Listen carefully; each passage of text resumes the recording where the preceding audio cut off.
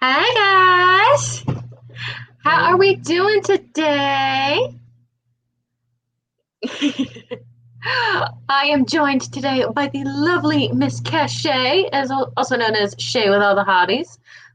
She's doing some fabulous self-care streaming later on today, so we figured we'd get double the bang for our buck and get some extra self-care done in earlier in the day as well. Uh, so, da, da, da. Here, let me make sure I can go ahead and throw that in the chat for you all so you can check that out later. I'll throw it in at the end as well. But yes, so we're doing something a little bit different today, in case you couldn't tell from the title. We'll get straight to that, but it's been a month, and I defend my research on Wednesday, and I have my infectious biology final on Friday. So uh, yeah, that was why I scheduled this one as like self-care stream because I my brain is done. My brain right. is done. I've It been has staring at pictures of like these little green blobs right. and they stop making sense for after a while. But you have a stream. Who's your co-host, by the way? I don't know if I've ever seen her before. Martha, the intuitive artist. Yeah, we've done one on her channel and one on my channel. Um, Okay. but yeah, Cool. May we started at the beginning and then May kind of hit hard, so we had to like both cancel for different reasons. And then I was like, okay, let's try to make sure we try to make this a priority because it might help with all this extra stuff that this month has thrown. Yeah, I think May was just a cursed month for so many of us, but like Yeah, you had May health issues right. and like I exploded a tooth, which is Were you able to get to the dentist and everything? yeah, sort of. Okay. Yeah, that was a long year. It sounded more like a no. Yeah, it's I was not able to get into my dentist is the Got it. problem. And my father's dentist doesn't speak English. Yikes. Yeah, thankfully the science background means that we managed to like cobble something together. Like I had a list of written out words and their translations in Swedish for like infection and antibiotics and pain and Right. remove or leave. So there was a lot of like tooth stay or tooth go and then just miming. But we got Quick it figured out. question. This is Hmm. this it kind of has to go along with that. Does Google Translate not help with that? It would if I had reliable connectivity on my phone. Got you, got you, got you. But see, I'm too cheap to actually pay for internet service here or phone service because nobody calls me. And I'm always in a Wi-Fi zone. So Got you. it hasn't been worth it up till now. But Hmm. now I'm like, no, I need to talk to the dentist. Right, So right, right. self-care tip number one, prioritize medical, dental, and psychiatric appointments above almost all other things. Yeah, I don't think I've missed a therapy appointment this month. That's that's what you gotta Except for do though. Like except for the you week that I gotta had go. to go to the doctor. The week I had to go and they put me on bed rest. I did not go to therapy that because it was like the day after I went to the doctor. But after that, like I made all of them. Does your therapist have, I know some people have started doing the like over the phone or via Zoom option. Some people hate that option, but some people like it. Mine has been for the last year. Everything has been Okay. online. We haven't been in person for over a year now. Okay. I have my first in person appointment next month. Oh, so is this gonna be like the first time you're meeting your therapist in person? Oh no! I've had this therapist for 3 years almost. Okay. Yeah. Okay. No, I don't. I've been trying to. I do not change therapists unless I move. I Yeah. I stay with the same person. They know me. They know what I'm dealing with. Yeah.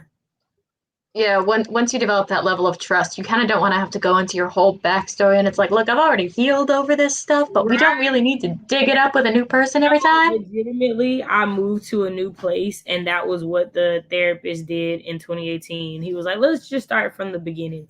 And I was just like, bruh, I came out of It's each like, therapy session worse than I went in because we're like digging through stuff that, like, just this is not the problem right now, bro. We need to focus on this. We can get to this in a minute. This is where the issue is.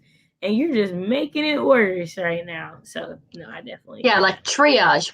Can we deal with the hemorrhaging and then we can worry about the scar tissue, you know? But oh, I've been ignoring my chat. So let's see who we got with us today. Bailey is here. Hello, my darling. It's going good. Oh, Shay, you pulling double duty again. Yeah, I was like, make sure I say hi. Yes. Yes, we have co-host today. It's so nice to have company on the screen. I tried to get in touch with JC. I don't have any of her contact details though. Um, because I know Yeah, her last stream she's was her on first stream, she's on right? Twitter. She's on Twitter, and I think I know Twitter. I don't think she's on Instagram like that, but I know she's on Twitter. Yeah, I deleted Twitter. It was not good for me. Yeah. It's, there's just only so many people you can avoid before you decide a platform is like not helpful. Oh, the writing Violet is here with us this morning. Hello, my dear. And I got the link to Kashay's stream later on today. Oh, yeah, that's what we were just talking about. So the tooth situation. So what actually happened was I have a crown that got infected and it was in excruciating pain. And that Sunday, the Sunday that you saw me, I had actually been in the emergency room that morning because my face had started to swell up. And by the next morning, I was looking like the Godfather because the infection had spread to the soft tissues of my face. So now self care has an extra meaning because this is my penicillin. It stops me from dying. I also have a timer set. I need to remember to take that in an hour. Um, but yeah, they didn't actually do anything to my tooth, but they have given me penicillin to control the infection. And then once the infection is under control, they're going to x-ray it again and then see if they need to do anything. Because as long as my face isn't rotting off, I'm going to call it a win. Yeah, I think rotting faces would definitely not be considered a win. No, and the bad part is when it's kind of like you when you've got a background in computer science, like you know what viruses and malware are bad, right? And like what's like you don't need to worry about. I feel like it's the same thing with healthcare. Like I spent too much time in infectious biology classes, so now I'm like, well, crap. I know Right. what this is. I know how bad this can get, Right. which is not fun. Should I say or should I go now? Yeah, now I'm gonna have that stuck in my head. My tooth doesn't hurt right now, but I am taking high dose antibiotics 3 times a day and swishing with a clinical disinfectant. I don't know. It tastes kind of like Listerine mixed with bleach. Ew. So, yeah, it's pretty disgusting, but like the swelling is gone and I'm not in pain. So, like, I will keep swirling what tastes like toilet bowl cleaner. I don't care. Please I just, promise one of like the worst things I ever had to like take medically was there's like when they do an x-ray for your appendix to see if it needs to like if it's inflamed and it needs to come out, yeah. they make you drink this like contrast that shows up in the, Mm-hmm. like x-ray. Most disgusting thing I've ever had to do medically, and I was like, drink it.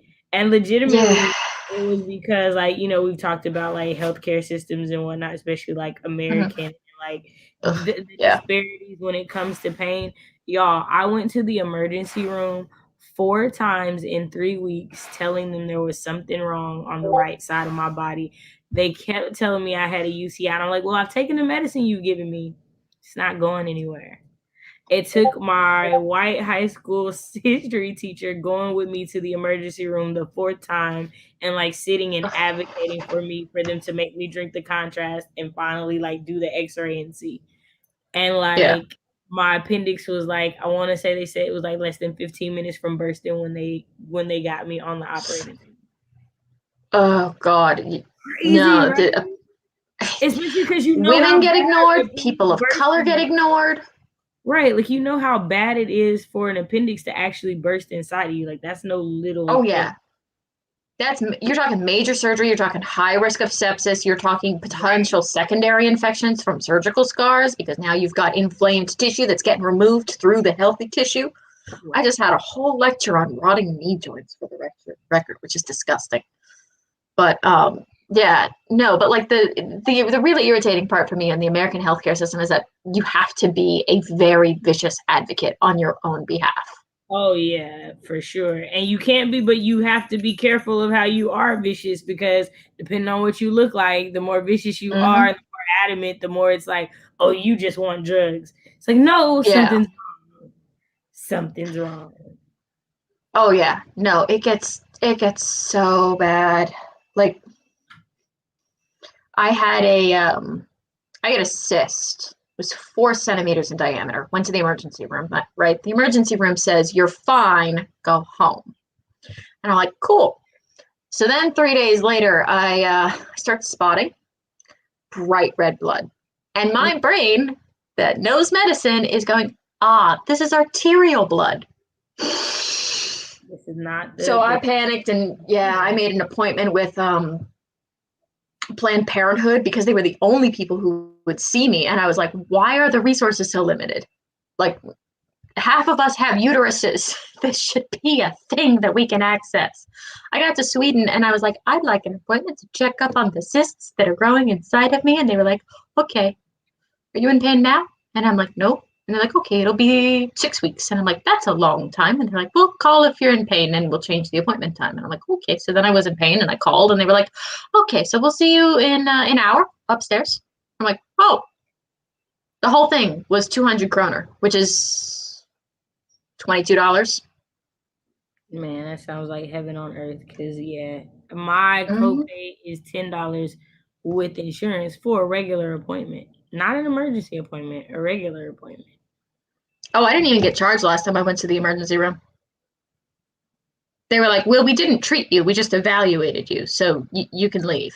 And I was like, you don't charge for that? And they're like, why would we charge for Right, looking at you? right. Because you know what's always weird is that you pay when you go to the emergency room because you think you have the flu. They don't give you Mm, anything.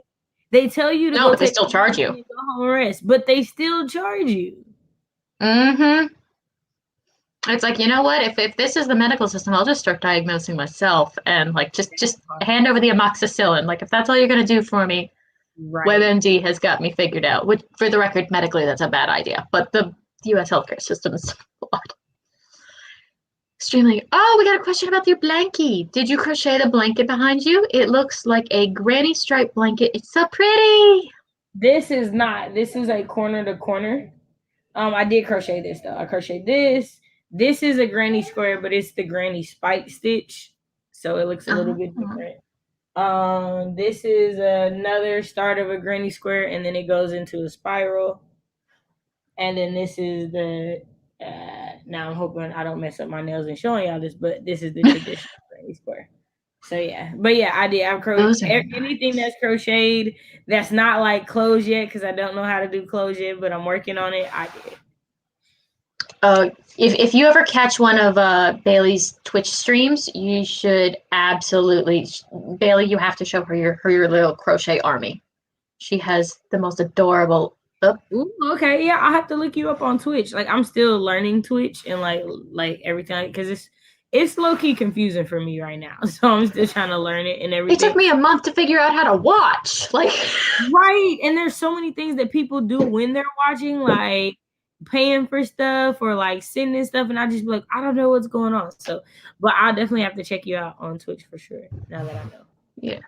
And they do raids too. Like the stream ends and then they're like, we're gonna do a raid, and I'm like, I don't know what's happening. Oh yeah, no, yeah, I saw It's raids when I was like watching Kate do it, and I was like, oh, I yeah, like the idea. One, because I mean, I would definitely do that if they had the option on YouTube to like send people to somebody once my stream is over. Like that would be yeah. perfect. Like we're usually pretty good about like throwing a link in for a later stream or whatever, but to be able to just automatically, because most of us are, I don't want to say lazy enough. I say like resistant to doing anything enough that like if the screen changes without our input, we'll just sit there and be like, oh, I'm in a new stream now. Good Right. to know. But yeah, so no, about the crocheting and the knitting and all the shenanigans. I can't crochet worth a darn, for those who don't know, but I can knit, sort of. I mostly knit squares. But like it's important I feel like it's important to have those kinds of hobbies, the ones that have a lot of creative expression and a lot of mechanical movement, but not quite so much brain power. Because with writing, it's the complete opposite. Your brain could be going 1,000 miles an hour, but your hands are frozen because you're still trying to figure out the words. Right. But like with knitting and crocheting, like you think through the pattern, you get to sort of design what you want to think. But when you're actually doing it, or at least with knitting, my hands are just sort of moving. Yeah, no, I definitely can crochet and knit without thinking. Like I usually it's like one of the things I'm doing while I'm listening to an audiobook or I'm watching Frasier or something because it becomes so automatic with the hand movements. Yeah, it's really nice. I used to actually rely on knitting as a way to not bite my nails. So what? I was to not bite my nails Ah, got you. because I was terrible about that in like middle school age, just the stress of it, of existence. Everything's like everyone's got different stuff going on at different ages, but I find like pretty universally middle school is just the existential crisis introduction. Yeah, yeah. No, I hear that a lot. I didn't experience middle school, so I don't know. Um, for Weren't you me, it was homeschooled? yeah. So that's what I said. I didn't experience middle school. Like the closest that I came was my eighth grade year. I was in a co-op. And so like we went to classes 3 days a week, my eighth grade and ninth grade year, and then I went back to public school. So but honestly, I think that I'm really glad I was homeschooled during middle school years. Like I feel like if people were going to decide like between like I think that window is the most important window because so much Mm-hmm. of your personality and friendships and ideals happen between fifth grade and ninth grade compared to what more people think. Like you honestly, for most people I've seen, you could tell if they were going to succumb to peer pressure like in high school by the way they were in middle school. Yeah. Like Yeah, no, I get exactly what you mean. It's when you start defining yourself, like that age of independence, but not really. And you start defining yourself based on the people that are around you, and you start picking those people. Like before, it was just, whoever your we're parents all set in you the up on a same play date with. class But and we have the same class 5 days a week or we're all in the same homeroom and like there were like when I was in elementary school there I definitely was I've always been the like little kid because I was a year ahead of my age group. So I've always been the smallest person. So I've always gravitated towards like older people, like the fifth graders or the fourth graders when I'm younger or whatever. But like when I've seen as like a tutor and working in middle schools that like your friend groups are so much more defined in middle school. Like it's not yeah, just like my classmates are my friends. It's like no, these people in my class are my friends. These people I like am just and in it's class. usually less than half a dozen Oh yeah, no, for in my sure. experience. Most cliques, and like you don't have to call them a clique, but that's essentially what it is. Your Right, tight it's knit your friend group beginning is like song, 6 people right? or less. Yeah, because you Yeah. don't know what cliques are till you get to high school, but you're definitely forming them in middle school without Yeah. realizing. Yeah. It's just one of those things. And I think it's funny when you see it happen even in writers communities, online. Obviously we've seen cliques form in author tube, but there's cliques in study tube. There's just Well, then I feel I think the only thing I hate about the word cliques in that context is that it make like cliques always the word cliques gets such a bad connotation yeah, compared it to like sounds friends. juvenile.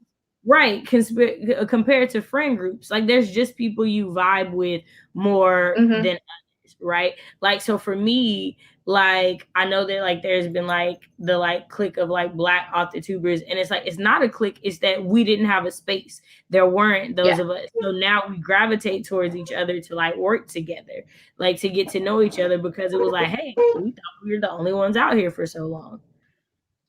Yeah, and it's a word that has a negative connotation, but is like it's just a natural part. There's so many things that we do when we're kids that people brush off as childish behaviors that are completely Part of normal life. behaviors as adults. Like when a kid says, I hate tomatoes, you'd be like, oh, you're just being a baby about it. But if an adult says, I really don't like tomatoes, then you take them at their word. Well, and I think Because part of that is because, and this is me working with children. I've had children say they don't like something they've never ever tried. yeah, that's common. But I've seen adults do that too. Right, and but I've I seen still adults like say if I you're an don't like adult and socialized you've never healthcare. tried it, I'm still gonna give you stuff for it. I'm like, but you never tried Oh it. yeah. I'll be the person to Oh say yeah. I just won't ever try it. Like the idea of it, like I don't eat raw sushi. Like if I eat Hmm. sushi, it has to be cooked. Me and the boyfriend were arguing about this the other day. He was like, "I know you've had raw food because you've had sushi." Ah, not that type. I have not. So yeah, but I get it because like I don't when I was in Greece I didn't want to eat calamari because like the idea of Hmm. calamari like in America was stupid, but you're in Greece and you'll never be here again, so I did try it, but get me the calamari in America, never gonna happen. Most of that's not actually calamari, apparently. I won't tell you what it is because it might freak you out. See, well there we go, exactly.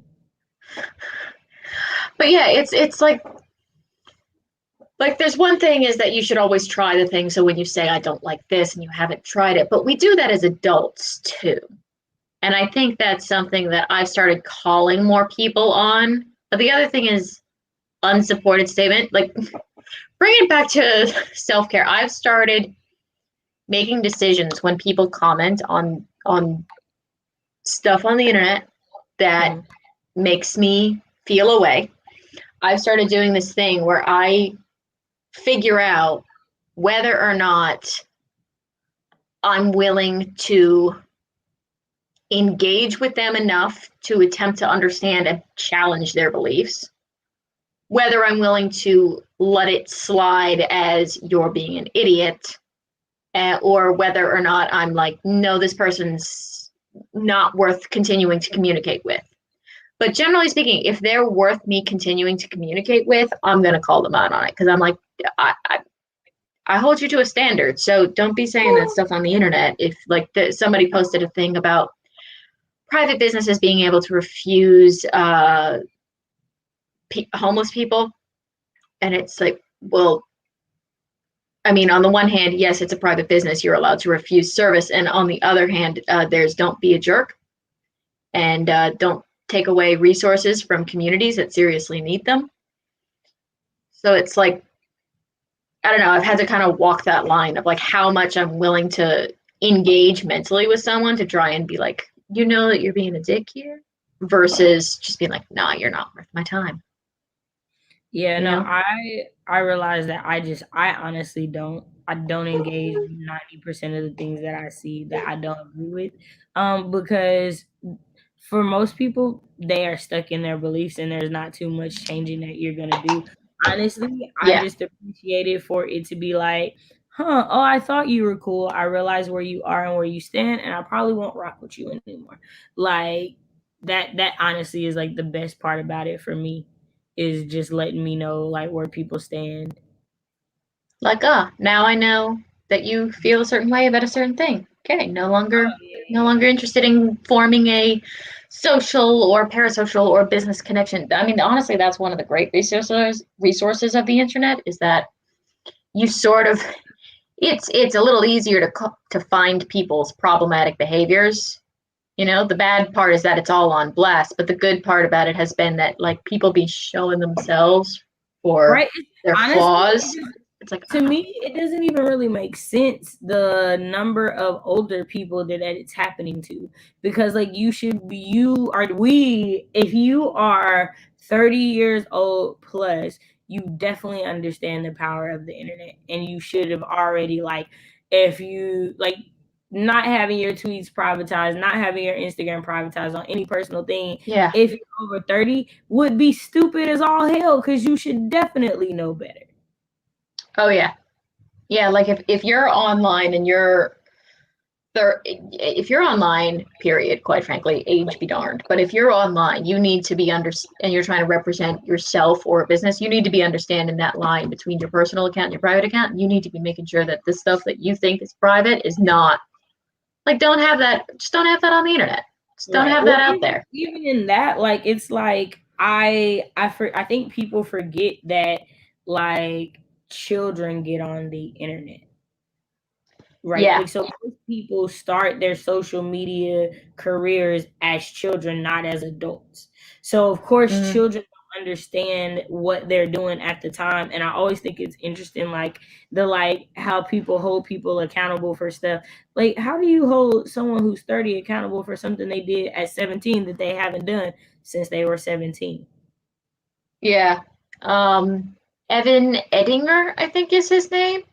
He's a guy from New Jersey. He's got a channel. He's in the UK. He had a video about that a while back where he was talking about, apparently he used to be Republican or something. That was like the title of a video. And he was like, I was shocked because someone found an old Facebook post of his and shared it. And he basically was saying that climate change wasn't real and there was a liberal conspiracy. And he's like, first of all, I did the math and I was 17 when I posted this. And second of all, I don't remember any of it.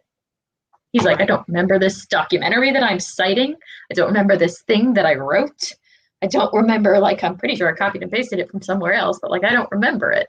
Right. Well, because But it goes back to the thing that, like, I know that in a lot of conversations, people are like, children are smarter than what you think, and they know more than what you give them credit for. But, like, again, you're still a child, and children still, yeah, for a good portion of their lives, believe things simply because adults tell them. And if enough adults tell them, they think that it's true. Like,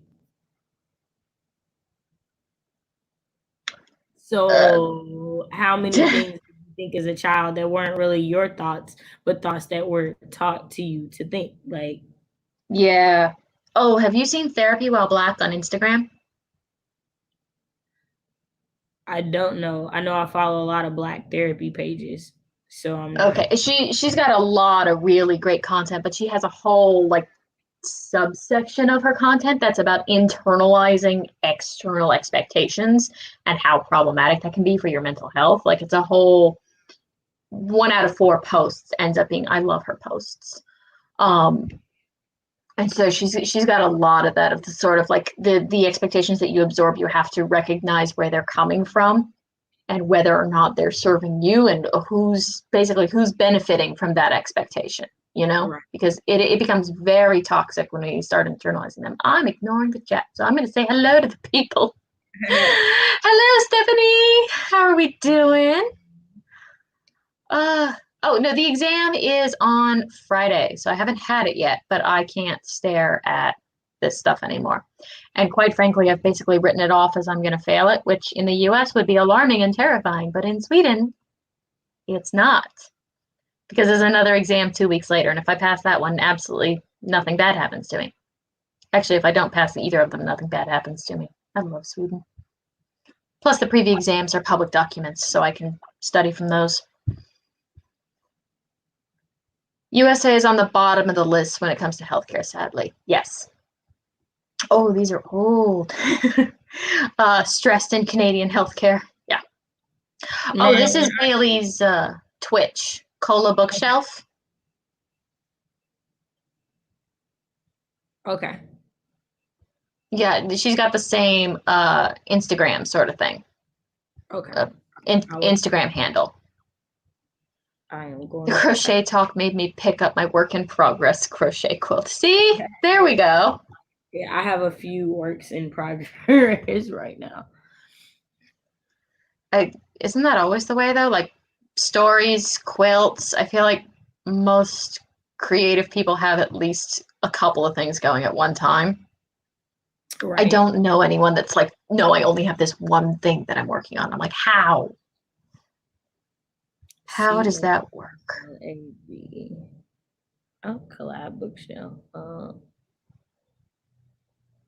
Yes. She's got the Uh, cutest little crochet guys. and Um, I've been loving the Twitches and the streams and whatever. They especially when it was dark here. Now it's less depressing because we have this thing called sunlight again, which has been great for my mental health. But otherwise, I was relying on streams to maintain my circadian rhythm. Because the thing that I figured out in January was that the moment my circadian rhythm goes out the window, the rest of me starts to fall apart. Like it just, I can't, I sleep in the middle of the day, then I can't sleep at night, and then I don't sleep the next day, and then it's just, and I just start to fall apart. So I was using like Twitch streams and live streams to like try and keep me on schedule. Worked for a while, but I am going to get one of those sunlights. Okay. How dark does it get where you are? Because you're in Oklahoma, so you're not that far north. It's pretty dark, like very very dark to me. Very dark. Yeah, like it can be like pitch black, like depending on the time of year, it can be like pitch black at like 7 o'clock, 6 o'clock at night. Oh, okay. No, no. I am very jealous of you right now. January, the sun came up at 10 and then went down between 3 and 4. Yeah. So it was Yeah, so 6 hours of sunlight. it's almost always like about 12 hours. It's about Okay. 6 to 6, 7 to 7. It's usually about 12 hours, maybe like 10 at the least, but it's usually a good amount of sunlight here. Yeah. No, because like you were talking about like going for walks in the woods earlier. Like I find that helps so much, but I can't make myself do it when it's dark out. Number one, because it's dark out. Number two, because it's cold. And number three, because I'm still afraid I'm going to be attacked by wolves, which is a stupid thought because there are no Yeah. wolves here. So one, I don't walk in the woods. Let's get that. Kashay does Yeah. not. There's no woods that I walk in. Two, when I do walk like the path that is around the lake, I always go with Paul. Like I don't ever go by myself. Like even with the Yeah, but dogs. like not in the woods, but like there's trees and greenery Oh and yeah. No, I was just making sure. I was like, no, I don't be yeah. on the woods by myself. That don't sound like nobody's wisdom. No, you're writing horror stories now, darling. You going for walks in the woods is counterproductive for your Right. genre. I don't do that. No. Not gonna end up like any MCs here. That's how people go Uh, miss. yeah, I feel the same way about parking garages, honestly. But no, there's an abandoned factory up the hill from my house. So like I'm always afraid that like yeah, something's gonna jump out of They're there or never well something. lit. I have never been into a well lit parking garage ever in my life. God no. They don't exist. Well lit parking garages are a myth. And like that's where all the bodies are found on Law and Order. So like I'm not going into parking garages. But like we've got a path up through the trees behind the house, and occasionally deer find their way into town. Like we're a city, but barely. So like we get deer in the backyard occasionally. There's sheep 2 blocks from downtown. See, and Why that's they're so there, I don't know. because I've always lived in cities and deer are everywhere in Oklahoma. So you always see a deer no matter what city you're in. So like, yeah, I don't even think So like in deer. your head they go together. Yeah, I don't ever think a deer is country. Country See, I lived in South Florida. Like the closest thing we had to wild animals were gators. You just makes sense. don't touch the gator. Right. Yeah, no one saw deer in South Florida. That wasn't a thing. Ooh, best wellness foods according to you. I have some favorites, but I also have thoughts on wellness foods. Because, a lot of times when they cite these studies of things saying like turmeric is good for you, like yes, technically, but the amount of turmeric that you have to eat to gain the health benefits that they're talking about is not physically possible because the studies that they're citing are using, I think, 35 micrograms per milliliter. And you would have to have I think 16 ounces of turmeric in order to get to that level because it's a sub part of the turmeric. It's an oleic acid within turmeric that's good for you. So like I get annoyed when people start branding things as like it's good for you. It's like, yes, like everybody should have a healthy diet and it's great to incorporate things like turmeric and spinach, but also whenever I see those signs, especially when they're attached to supplements, I'm like, all right, you're just trying to sell me something. You took a grain of science and then you like wandered off with it and pretended it was a tree. But as far as wellness foods, I'm gonna is it weird if I say curry? Like now that I said that turmeric's not that great for you, but like vegan foods, like anything that has a lot of spices or a lot of different vegetables in it, especially like soups. As far as I'm concerned, that's about as healthy as it can get. And they're comforting too, which I feel is like good for you in a different way, you know? But I also end up eating a lot of blood pudding, but I don't think anyone's going to call that a wellness food anytime soon. What about you, Kashay? Is there anything that you eat that's sort of like your it's good for me treat? Or just trying to incorporate more of? Yeah, I was like, I don't really know. I was letting you answer because I don't really know like what wellness foods are, I guess. I'm trying to think. I just choose like spinach instead of lettuce on sandwiches, stuff like that. I do smoothies a lot. Honestly, the only thing that's like mandatory in my house for me is mint because I have migraines and headaches. Mm, So I always keep like mint tea and stuff like that in the house. So yeah. God, I love mint. Peppermint or spearmint? Peppermint. But Mm. I do keep peppermint and spearmint essential oils.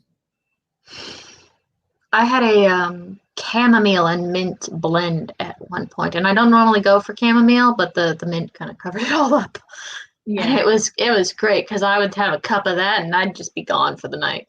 It's like, nope, Eva's asleep. She is asleep. But yeah, no, wellness foods. I think wellness foods is an interesting sort of area because, like what you were saying, like having spinach on a sandwich instead of lettuce. Like, there's a lot of little things that we do every day that like you can just incorporate into healthier living, like eating I less will red say meat or no red meat. I do eat a lot of like 0 calorie or no like so celery or like watermelon, like Mhm. stuff like that. Like I'll eat stuff like that. Because it's more like you burn more calories eating it than you do than like by eating it Yeah, than you do by the food itself. So my problem with celery is I'm physically incapable of eating celery without dip, and then the dip I kind of do it cancels out the celery. always peanut butter for me. I can't eat it without Oh, peanut. see, No I peanut. can't do the peanut butter thing though. The peanut something about those two textures does not work for me, and like I don't know why, but I've tried it a couple of times and the textures don't work for me. So I usually do like I'll mix yogurt with we have this stuff in Sweden called salladskrydda, which is like salad spices. It's like parsley and onion and garlic and stuff. So you add it to yogurt and you basically get a poor man's tzatziki and it's lovely. And I dip the celery in that. And I pretend Okay. it's healthy because it was yogurt when it started, but then I just added a whole bunch of MSG to it. So I'm like, I don't know if it's really healthy anymore, but I know it's better than the bag of chips in my cabinet. Funny. Although I gotta say, the eating healthy here in the winter is hard. Like I am not paying $3 for a cucumber. I refuse. That And is definitely more than I would have guessed. yeah, well, it's like stuff is normally priced when it's in season, but we're not growing a lot of it. So in winter, fresh produce gets crazy expensive.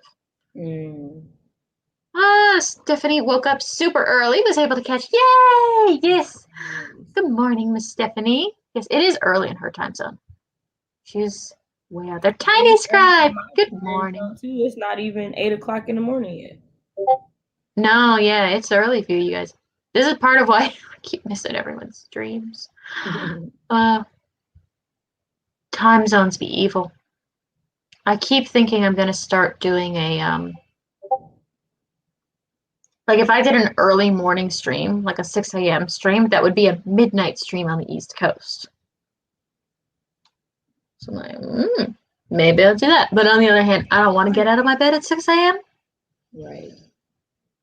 So I would probably be streaming from bed, which seems a little weird. Just because I'm like here's my room. It's not decorated, and I never painted the wall behind me because I got lazy. Like literally, the wall behind me in bed is unpainted just because I couldn't be bothered. Rhabarber is good for the eyes. Lots of riboflavin. See, that's another one of those things where it's like it's good to incorporate into your diet, but also rhabarber is like rhubarb. It's nobody eats it raw. You're putting it in pastries, so like you add a bunch of sugar to it. So like there's probably healthier ways to get riboflavin, but it's always nice to incorporate a variety. See, this is why vegan diets are so healthy. It's not what they're not eating. It's the fact that in order to substitute for those things, they're incorporating beans, legumes, nuts, different sources of proteins. They're getting a variety of plants all the time, as long as you're not buying prepackaged stuff. So they're getting micronutrients that we aren't even aware of from all kinds of different sources. But yeah, my rhubarb's just starting to grow in. I have some that's already 2 feet tall and some that's like this big. This big. Have you ever had rhubarb? Don't think I have. It's bright pink and looks like a twig. Which is like I don't Yeah, know I who think I've decided seen it in to like eat it. pictures, but I don't think I've ever had it. I know I've never cooked with it. So Yeah, it grows in it grows all over Sweden, but like this is the time when it's I don't want to say fruiting because it basically you're eating celery, but the celery's pink okay. and very sour. Like Oh, rhubarb is in nobody has rhubarb without sugar. And you either use it to make soft, which is like a sweet drink, or you use it to make a pastry, like a crumble type thing. okay. Du glömde rhubarbekräm. Crème is like gloop. It's there isn't a word for this in English. It's like jam, but gloopier. Okay. So like if you have a spoon and you do a big spoon of it, it'll just slide off of it. Like the Nickelodeon slime. So more like jelly. No, but jelly has pectin in it, so it sets firm. This is literally like somebody forgot to cook the jam long enough, and then you have crème. It's delicious. You have it with like desserts, ice cream, Oh, or so your like Jello when it hasn't set. yeah, something. It's got the consistency almost of like a yogurt cup or a pudding cup, you know? Okay. But it's made out of fruit. I haven't had rhubarb crème, but that's a really nice way to get like different fruits in your diet because I buy like the apricot crème and then I get all kinds of different fruits.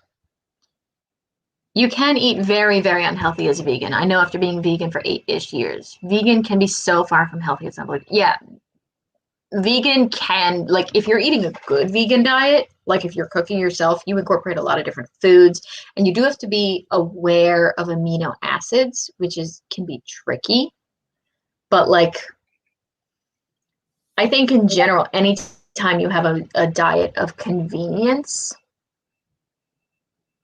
it's it's going to be unhealthy. So like you look at like the vegan instant meals I've got in my grocery market and they're all just garbage, but like I mean tortillas last week it was masa and coconut oil and then I put like chickpeas and different vegetables and stuff in it. Wasn't trying to be vegan, but I realized at the end that it was. I was like, "Oh, cool." And then I covered it in dip and then it was not vegan anymore because the dip was mostly made out of mayonnaise. Crème is cream and has no sugar. So wait, what are you thinking of? Hang on, I have to Google Colombe. In case you can't tell, I picked up a few more sweets. Oh no, I think it's cool. And I mean I've been seeing them around, so yeah, I saw it. I figured that would happen like with the more Swedish content. Yeah. Well, and it was I always felt weird making kids book content after I'm not publishing right now. I still have 3 more books in production, I think. I tend to lose track. Yeah, 2 of them are illustrated, one of them is not. I have 3 more books in production. Um, but it feels weird to be making anything about writing or kids books when I'm here, and so then I was just doing stuff about being in Sweden. I wanted to do stuff about grad school, but like there's only so many hours people can sit there and watch me stare at a computer screen. Like I haven't been in a classroom for since October, and we're not even sure if we're going to go back next year. We're still waiting to see what happens. Crème is cream and has no sugar. Okay, so Joshim, I'm still trying to figure out what am I thinking of them. Crème, the apricot crème, hallon crème. Those are the only 2 I ever buy, so they're the only 2 that I'm aware of. But those guys. Oh yeah, and I had a video blow up, which I think is hilarious because it's not very good. Like I didn't know what to talk about, and it was dark, so I couldn't really film. So I sat on the floor in front of my fireplace in like December because it was the warmest spot in the house, and I just talked about Swedish food. And I don't know what the heck happened, but it got 16,000 views. So I'm like, okay, Nice. yeah, I haven't been able to replicate it. So again, I still have no idea what I'm doing, but it seems to be working. I still want to be able to I still want to be able to do something in the lab though, you know? Like, here is my science. These are Yeah. cells. That's a grade 3 biohazard, so we don't go in that room. Yeah, no, I love watching people studying study habits and whatnot on YouTube. Yeah, I've been watching a lot of study with me videos. Yeah. Oh, Bailey has an excellent question. So, how are we all being kind to ourselves today? Um, hmm. I this was actually mean to myself, but it was good in the long run. Because of my stress levels, my psoriasis has been acting up. So I did a salt soak on my psoriasis, which hurt, but now my psoriasis is feeling so much better. So I think, can that be both? Mean to myself and nice to myself at the same time. And now it's feeling a lot better. But I also I have one of these little guys that I plan on using later today. I might use him on stream, I might not. I'm not sure. One of those sheet masks. I have had to start doing actual skincare. So I'm trying to take care of myself physically today because I haven't done that in a while, not since the exam started. And I find that when I start taking care of myself better physically, I feel better mentally. You know? Yeah, no, that's scientifically proven. So that makes sense. When you start doing physically, mentally, emotionally, you start to feel better as well. So yeah. Being kind to myself, mainly just like not allowing myself to be not beating myself up about not getting things done. Like that's the kind like extending myself grace is honestly like the way I'm being kind to myself the most right now. Yeah, and that's so hard to do, but it's so important. Right. It's so important. I had a friend who she's in, I forget what it's called. She's in some kind of therapy, cognitive behavioral therapy, I think, or something to help with her Yeah, anxiety yeah, disorder. yeah, yeah. It's And a practice for anxiety and PTSD and trauma related things. yeah, and she's been doing that for a while, but she did a thing a while back that her therapist had her start doing. And it was anytime she started talking about herself and about her lack of performance, she had to substitute the name of a friend.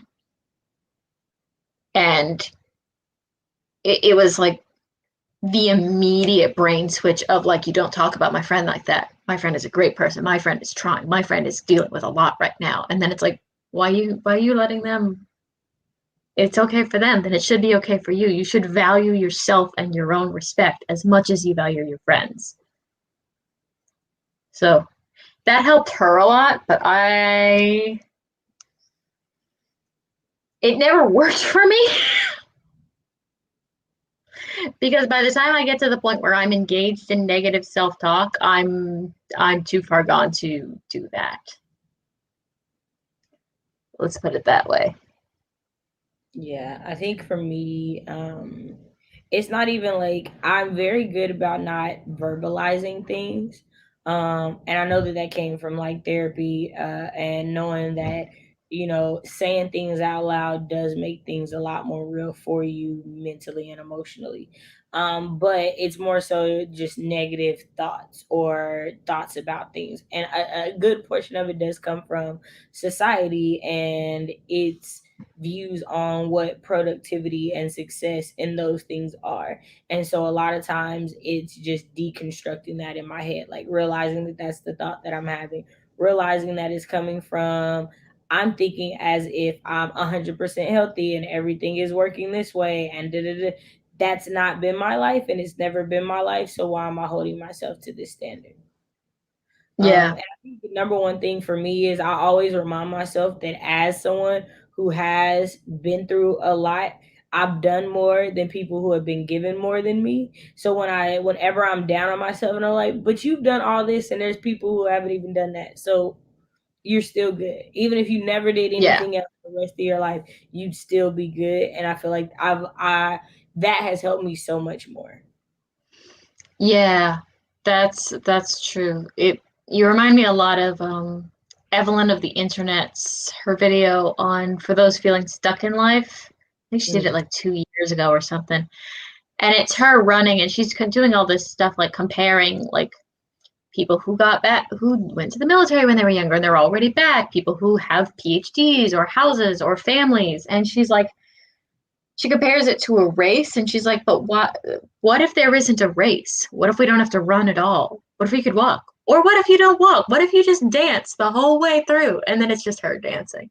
I'm just Yeah. like, I love that video. I have it on I have a playlist of videos that I like for when I'm not feeling so great. Yeah. And that's on there along with some stuff by Struthless, who it's the same kind of thing, deconstructing the toxic productivity mindset. Um, but we have a naked firefly joining us. Hey.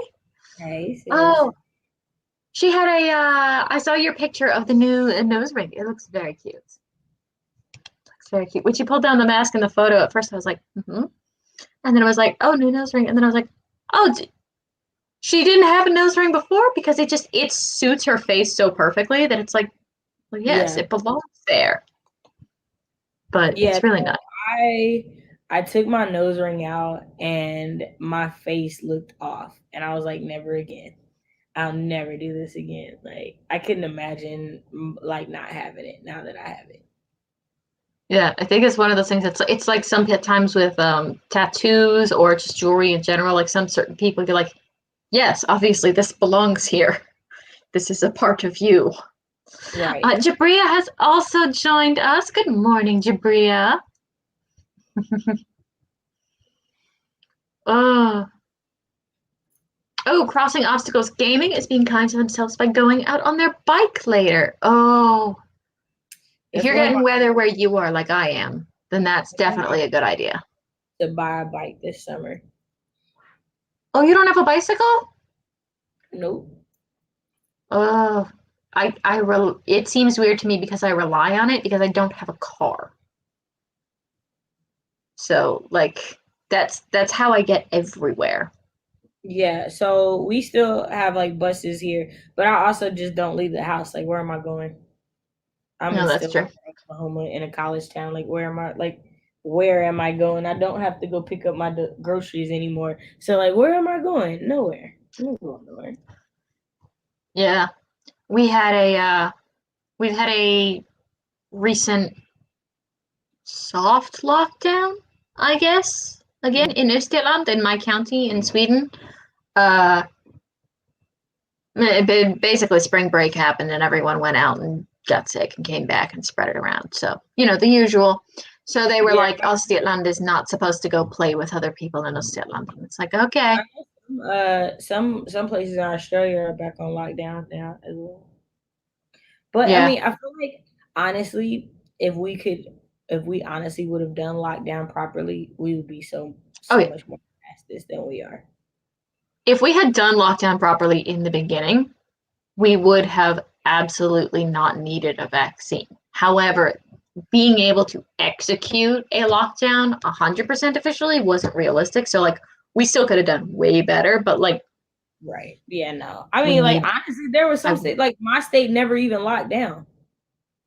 yeah, that's because you're in Oklahoma. Right. Like so that's my point. Is like we didn't even Yeah, try everywhere. Like it'd be different if we no, tried everywhere, but we didn't. We didn't. no, didn't know. I'm not actually going back to the US this summer, which I am trying not to cry about, if I'm being completely honest, because I haven't seen my mother in a year. I haven't seen my nephew in a year. By the time I see my nephew, who had his first birthday before I left, he will be 3. Oh, because the getting back from Sweden. Yeah, because I can't get vaccinated yet. It's not my turn yet. We have a system. You wait for the postcard to come in the mail, then you contact your local health. We don't have a word for this in English, so nurses station. Um, and then they set up an appointment for you. Then you get your first shot. We're waiting 3 to 4 weeks for the second shot. My dad's waiting 9 weeks for his second shot, but that's because he's on the different vaccine. And so, like, there's no way for me to get both shots over the summer. It's not realistic. And I can't go in the fall because I'm going to be taking full course loads. And the classes only run for a month. So, like, if I miss 2 weeks of class, that's kind of a big deal. Right. So, what I'm doing is I'm trying to do my research over the summer, the second part of my research, so that I can graduate early in the spring and hopefully get to America before my nephew turns 3. That's all I want. I want to be there before he turns 3 because I'm Yeah. baking his cake. Oh. I baked the first one, but I didn't get to bake the second one, and I want to bake his third cake. So, Oh. like, yeah, I can't. Oh, God. I'm not allowed to cry on camera. I've done that once. That's my quota. But yeah, I can't get back this summer. It's not realistic because the thing is, even if I manage to test negative here and get back over there, I would then have to spend 2 weeks not leaving the house because if I tested positive, I wouldn't be able to get back. So like then I'd be stuck in America where I'm not going to grad school. So it's and like there's not much reason for me to be going back to America and then hiding in the house because like everything that I would want to do in the States, seeing my nephews, both nephews are in daycare, so they're exposed constantly. So like at this point, I'm quite frankly not even worried about me getting sick. I don't have any pre-existing health conditions. Statistically speaking, I'm probably fine. But if for some reason, and now you've got people, the Florida's lifted the mask mandate for vaccinated people, but they also aren't allowed to ask if you're vaccinated. So basically, they've lifted the mask mandate. So it's oh, self care. I need to take my antibiotic now so that my face doesn't fall off. What's that?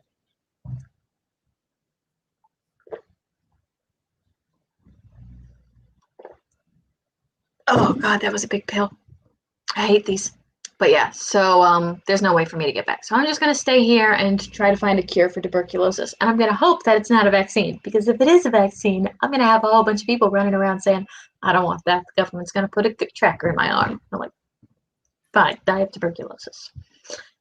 It's a kind of a big problem. I don't think it's the same, right? Because the tuberculosis, the what you would be creating would have been years and years of research. It's not the same. Technically, but the vaccine that we have now is 23 years of research in the making. The only thing that's specific is the spike protein codon sequence. mRNA vaccines have been in research since the early 90s. Yeah, but We've been that's trying to move. Thank you. Yeah, but more so that like we couldn't have tried it on this thing for no more than a year and a half, maybe 18, or maybe right before 2 years. But it wouldn't be the same as the tuberculosis, which would be something that has been tried for years and years and years. You know what I mean? Like, it's not, I wouldn't say that it would get met with the same as that, because they are two different situations. I would hope not. However, there are people who still refuse the MMR vaccine, even though it's been clinically proven to be safe for 50 years, because they believe it causes autism. Well, so I think here's the thing, and I feel like this is the honest to God truth about healthcare in America, in period, whether you admit to it or not. There are always levels of complications that are allowed if they outweigh what is considered to be the problem. So right. I always hate when people are like, they don't do this, they don't do that. No, they don't do it in enough people for it to be an issue, is usually the case. When people are like, this doesn't do this. Well, no, it can do this in some people. It just doesn't do it in enough people for it to be an issue. Well, no, but see, there's a key difference here. You're talking about there are absolutely acceptable risks. One of the risks of the MMR vaccine is blindness, and it does happen in like 0.001% of cases, which is completely reasonable. But there's no clinical support for the MMR vaccine causing autism. The study that claimed it, and it was one study, was proven to be inaccurate, not because of methodology, but because the guy can't count. He screwed up his T sample statistics because he didn't use an appropriately weighted counter group. So straight up, the math was wrong. He published it. I'm not arguing that was true or not true. I'm saying that in general, when people say like vaccines don't, like for a good portion of things, you can't say that. You can say that they don't cause it in enough people for it to be an issue. For a good portion. I still think that there's a difference though, because there are things that people claim about vaccines that are purely fear-based. People claim that a vaccine is putting a tracking chip in you, for example. People claim that that stuff is like, no. But then there are absolutely things like vaccines cause blood clots. And it's like, yes, absolutely. In a small portion of people, that is absolutely true. But I think the problem is treating those two separate cases like they're the same conversation, because they're not. And people do easily dismiss people's concerns about healthcare, because I think the biggest problem we have with healthcare, and it's a huge problem in scientific communication in general, is that we dismiss people's concerns because we are aware of the probability. Because in science, you're always playing the odds. You're playing the odds that this thing that you've created is going to help more people than it's going to hurt. And generally speaking, that is true, but there are always risks. And dismissing people's risks is problematic, because healthcare is and always has been fundamentally a selfish decision. We make decisions for our healthcare based on factors that affect us. That is how we have been thinking about our health for our entire lives. Vaccines force a different thought process. And I think it's unfair to ask people who have been making healthcare decisions, you make a decision for your health because this is what's best for me. With vaccines, you're asking them to think completely differently. And that's not an easy switch. And so dismissing people's concerns is absolutely like aiding the problem. But I do think that there are two separate discussions. There's dismissing reasonable risk, like dismissing like, oh, well, it could get you sick. And it's like, no, you could have an adverse reaction specifically to the peptide combination. That's always a possibility. I mean, you're probably more likely to get eaten by a shark, statistically speaking, but it is a possibility. But then there's the sort of the government's using it to control your brain, or they're lying to you. The one that I recently heard was that they're lying to you because they're trying to sterilize you, which is problematic for a whole lot of reasons, but also is founded in real problematic medical treatments. Like there were forced sterilizations of lots of groups of people not that long ago. So like exploiting that fear is a problem in and of itself, but I don't know, dismissing people's concerns is a problem, but I feel like it's still important to differentiate between when you're having a conversation about percentages of risks versus when you're having a conversation about the mechanism. Does that make sense? Yeah, that's what I was saying. I was never arguing against what you are debating you about, like people being like, "Oh, tracking devices," right? Like that's a completely different thing. Especially because Yeah. like, why would it matter when your cell phone is a tracking device? Yeah. So like that wouldn't be a thing. But I do feel that like when people are like dismissing people's concerns about different things, right? Because like I don't think anything is wrong with vaccines in general. Do I think this vaccine is different from the other vaccines in the ways of we know what happens, long-term effects and things like that? Absolutely, because there's no way for us to know long-term effects for this because we just started giving it to people. So we don't know what it's Yeah. going to do. Like, so that is a fact. And to tell people like, no, the truth is we don't know. We think because of how it's worked in other ways in other cases, and we're hoping that it's the same thing, which is also why we have, as a government, said that you can't sue if something does come out in a few years that something was wrong, because this was a necessity to fix a problem that we are having in our country. Like, that's a thing. Yeah. So, and Yeah. I feel And like like you have to acknowledge those truths as well, especially like you yeah. were saying, like we have forced sterilized people. Like there are history less than 100 years of us doing that to Black people, of us telling them we're giving them vaccines or viruses, or we're giving them medicine and actually giving them diseases and not treating them for the diseases that we gave them. Like those are actual things that we have done. So I think like I feel like sometimes people, like you said, like there are real legitimate fears, and people take Yeah. those real legitimate fears and go somewhere completely off the rails with them. Yeah. Like exploit them for their own gain, which is, we're just gonna have to become president. We'll be team presidents and we'll just get this all Yeah. fixed. I will honestly, if there's ever a Black woman who is Black, like not biracial, and a president, I will be surprised if that ever happens in America. Yeah. Is it? Oh, okay. Ever is an awfully long time. In our lifetime, I unfortunately agree with you. Yeah, I still think ever. I still think ever, because I think like by the time it does happen, she won't have had two Black parents. She'll have had one Black parent and a parent that was something else. I don't think that there will be someone, because of how much we're Yeah. moving to like We're be diverse, intermingling. everybody date everybody, and did it right. Like I don't think that'll be Yeah. the thing. Like we didn't, our first Black president didn't come from two Black people. No. Our first But Black then vice it's president didn't come from two Black people. yeah. But then it's going to be a matter of how the percentages work out. Because like my family gets made fun of for not being Swedish enough because the men in my family have dark hair. The ye old story is that somebody married a French maid or something, or a Spanish maid, because the men in my family tend to have tanner skin and darker hair than what is normal for Swedes. Right. But we've also been in Sweden for 300 years, so Right.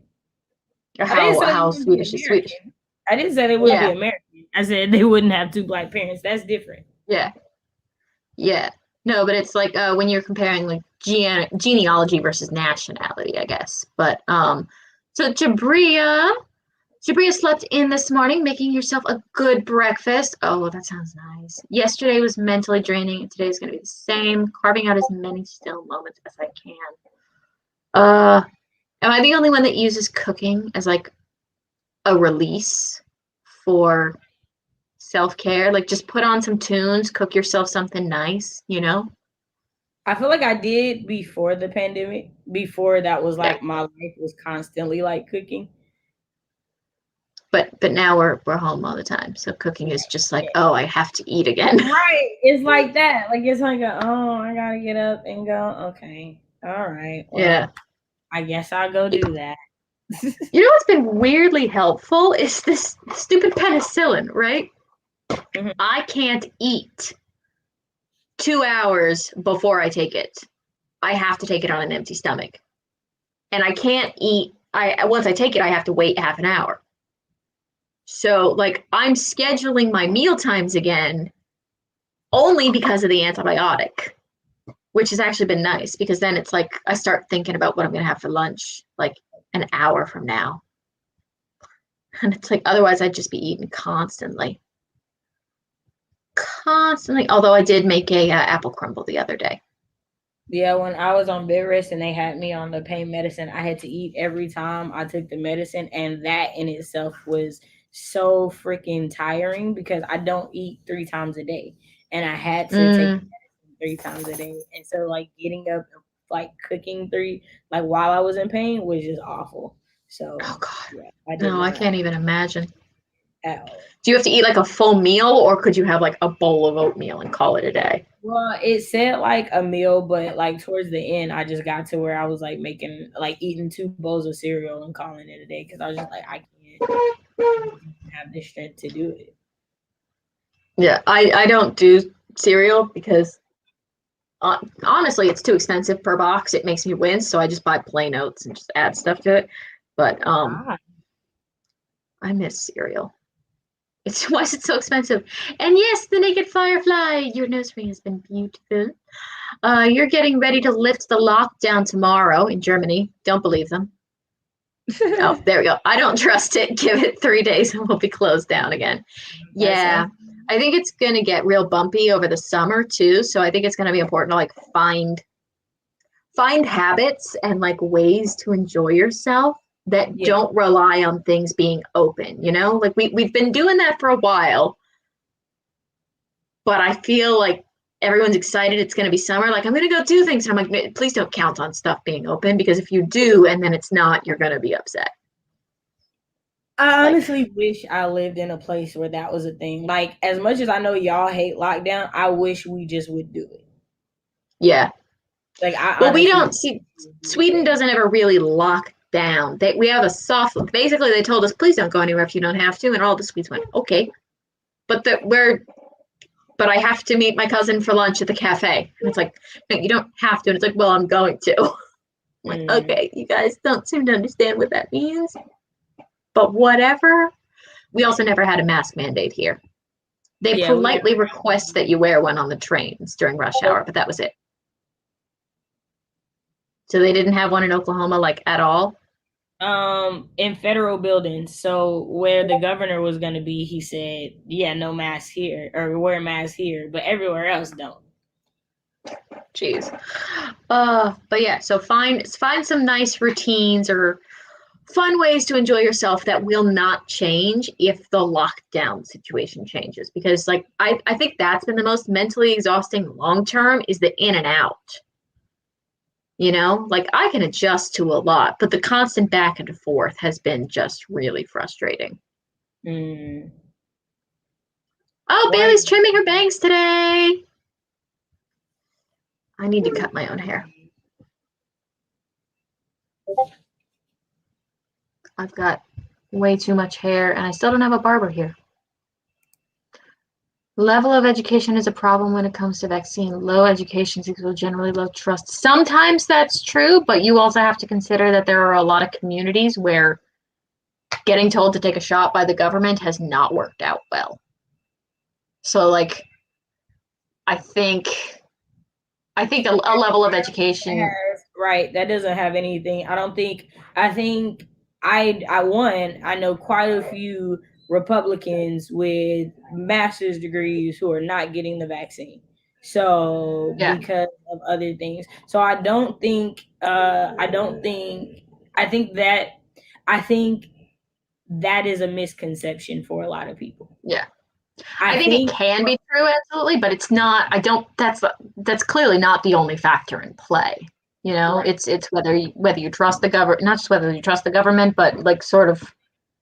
For me, it's the trust in the government, because it's definitely Yeah, not believing science. It's definitely the trusting the government part, because we definitely are we live in a country that has a government, has been a part of genocide, not just in our own country but in other countries, and financing yeah, it. So like, to say that it's not possible would be very naive. yeah. But it's, I don't know. I get a little frustrated with the because there are two groups of people that I sort of see. There's more groups, but there's the group of like, heck no, I'm never going to get it. They're lying to you. They're going to put tracking chips in you, and I just sort of stop listening to them. Then there's the people who sort of like have legitimate concerns and have decided that they're not getting vaccinated, and if you're staying home, it's like, okay, Right. Like, you're why not did that? spreading it to anyone, so I'm not going to bother you. But like, I used to babysit for a woman who's decided she's not getting vaccinated. She has two children in public high school right now, and she owns a restaurant. She's the perfect recipe for a vector. And I'm like, you do understand that if you get it from a customer and give it to your kids are going to give it to the whole school. If your kids pick it up at school and give it to you, you're going to give it to everyone at your restaurant. And they are predominantly older clients. So like, that's a level of risk that like, you're not making a decision for yourself anymore. You're making a decision for other people. But there are also people who just, don't know and aren't comfortable with it. And I think so it can happen that, like, Right. Because I'll be honest, I have not said that I will never get it. I'm not getting it now. Like, I need more yeah, time to see what happens, see how people are, like, like, because I am curious about so many different things that I want to wait. But I also don't go nowhere. I be in my house all the time. yeah. I get So my like if you're groceries not delivered going at anywhere, it's the place sort of your own I decision. don't, It's like, right. Like, I don't, yeah, when I do go somewhere, I am never going anywhere without a mask ever again. Like, the fact that I ever breathe air that other people breathe made no sense to me anyways. So like, there yeah, are things that are like completely like, I have no issue doing going forward, right? Because the first time I caught the flu was from someone else, and it yeah. was last year, and I never caught it before. I never dealt with that at all. So for me, like, it is like more so I just limit myself from being around people. Yeah. So and it's like that's fine. The problem I have is when sort of people make that decision and then they're going out and they're a potential vector. It's like you need to at Right. least acknowledge the fact that you're now making a decision that directly impacts other people's safety. Right. Especially if we don't get to that threshold. But I do have a slight issue with the weight mentality, like what you were talking about, because the thing is, long-term side effects are determined over 5 to 10 years. So really, it's not so much waiting to see what happens. It's more waiting to see if you're going to need to. Because right now, No, it's so not a requirement. I'm not waiting till I need to, because I know I don't need to. You don't need to take the vaccine. You don't have to take the vaccine. It's not a No, no, mandatory no. thing. But that's what I mean is like right now it's not mandatory and we have people getting vaccinated and we're getting close to herd immunity. But if we don't hit that level in 2 to 3 years, it could be that it is mandatory. And there's within the US, there's only so many ways to regulate that. You can regulate that for being a student. You can regulate that through federal employment. You can't obviously we don't have the legal infrastructure in place to mandate a universal vaccine, but you could require it as a matter of federal employment. You could require it to work in hospitals. You could require it to attend a school. And at that point, it would be a requirement. So because the whole waiting thing is like by the time we understand the long-term side effects, it'll be 5 or 10 years from now. So waiting for a year is more like waiting to see So if what okay, they I think said maybe you panned out. misheard me. I didn't say I was waiting for a year. I'm waiting for long term. So like, if by the time that, like, that's why I don't feel like I'll ever necessarily have it, because Mhm. like, I'm going to wait long term, because for me there are things that I'm concerned about long term that do matter. So that is a thing for me. But like, I'm not like, you're right, waiting a year wouldn't make any sense, because you Yeah, wouldn't know. That's not a long term effect. So I wouldn't, yeah, I was never like, yeah. oh, a year from now I'll get it, because that doesn't make any sense. Yeah. And that's the thing that bugs me because I keep hearing people say that. They're like, oh, it'll be like the flu vaccine. And I'm like, 3 million people died, and that was with lockdowns. So if we're doing this every year, that's a whole lot of dead people that you just became very comfortable with. Like, so like because I've heard, I know 4 separate people who were like, I'm going to wait till next year. And I'm like, why? We're not going to know more by then. Right. Like we'll know a little bit more, but not a whole lot more. Yeah, we're not going to know what's going to happen in 10 years, a year from now. Right. Yeah, you need more than So a year. So in that case, I think what they're waiting for is sort of like, because if we do reach herd immunity without the people who are uncomfortable with it getting vaccinated, there's no reason for you to get vaccinated, quite frankly. Like if we got, let's say 10% of the population is just uncomfortable with the vaccine. Unfortunately, the number is actually a little higher than that because we have more people who have vaccine hesitancy, but also there's a large proportion of people who can't get it because of pre-existing conditions. Those people can't get vaccinated. But let's say we got to like the 70% to 90% that's required for herd immunity. If we got to that level, then the people who are concerned about the vaccine wouldn't need to get it because it's like we have herd immunity.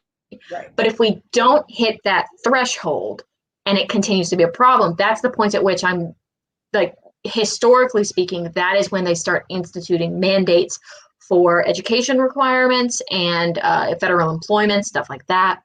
Right. Just looking at wouldn't even matter. So I still not be somebody like one, I'm disabled. So like two, I have pre-existing conditions. So I have multiple reasons why I'm not getting the vaccine. So it wouldn't be a thing. Like it wouldn't affect me. So yeah, and like there's loads of valid reasons not to, but I feel like I keep hearing that I'm gonna wait. And I'm like, yeah. And my thing is, my bottom line is I'm not shaming anyone either way or the other because I do think it is your personal decision what you want to do with yourself and how you feel about it. And I feel like it's not right to shame someone for getting the vaccine and it's not right to shame someone for not getting the vaccine.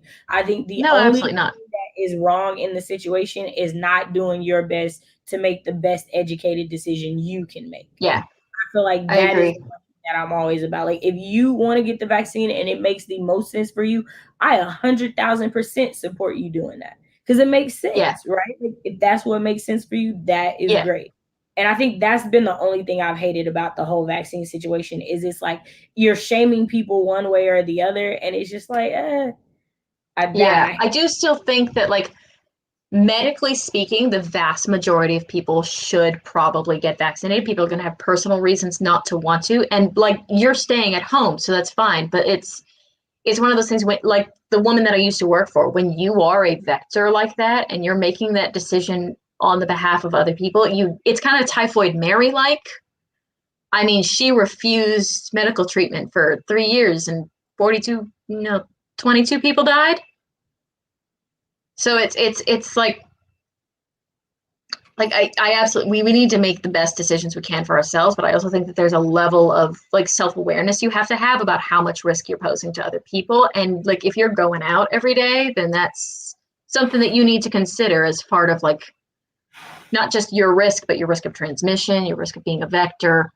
So like I think that's a factor that you never normally have to factor that into a medical decision, like you don't decide. I think that's the issue, right? Is I think that you never normally have, and unfortunately you should have always been doing this, right? Because technically if you don't go out, if you're vaccinated and that's the reason you're going out, then someone not being vaccinated isn't as big of an issue for you because you protected yourself for that. If everybody thought like that to consider everyone else, we wouldn't even be in this situation to begin with. Right? Like that's the issue is that we are just selfish people in general. Yeah, and it goes back to that like making healthcare decisions based on yourself because that's what you do. You make a healthcare decision for yourself. But with vaccines, you have to think like there's a separate component, and I think that just becomes a problem. Oh, Mama Ward has joined us. Hey. Oh, good morning. Naked Firefly, I disagree. I don't trust vaccines, especially giving it to new babies. My education is not low. I feel that people should go with their instincts. I kind of agree with you should make your own medical choices. I don't know if I'd go as far as calling that instincts, because I have my father has a special friend who's being treated with crystals, which is because she followed her heart. And she chose a practitioner who respects her spirituality, which is great, right up until the part where she was hospitalized for an exploded colon. So like there's a balancing act there, you know?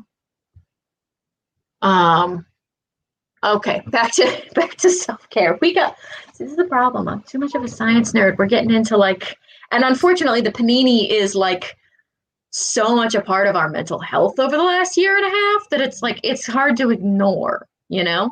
Right. Right. But I cook when I'm stressed and make huge meals, even though there's only 4 of us at home now. I do that with desserts. You can't make one portion of dessert. Like, how? The only way to do that is mug cakes. Or like one cookie, or like, yeah, I get what you're saying. Yeah. It's like I'm not making one cookie. Right.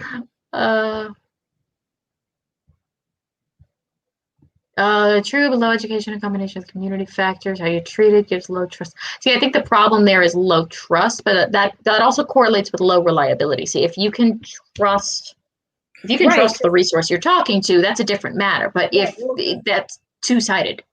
Well, also you have to think about, like, for me as a Black woman, I have had medical professionals tell me that I need to do things, or that this was it, and it's been completely wrong. It was not that. It was not it. Yeah. So it also has to do with our actual experience with doctors and hospitals and nurses and medical professionals. So it's like, yeah, we have low trust, but because of your actions. So even if the science is there, how you've implemented and how you've done things, right? Because for a long time, your science told you we didn't feel pain. Yeah, that's true. I remember that. So, like, for me, I feel like I feel like, I don't know about other countries, but in America, everything is tainted by the foundation of this country and the way that we've done things. So there is a level of distrust, period, because everything had, like, from government down, has shown that there is a level of deceit when it comes to people of color.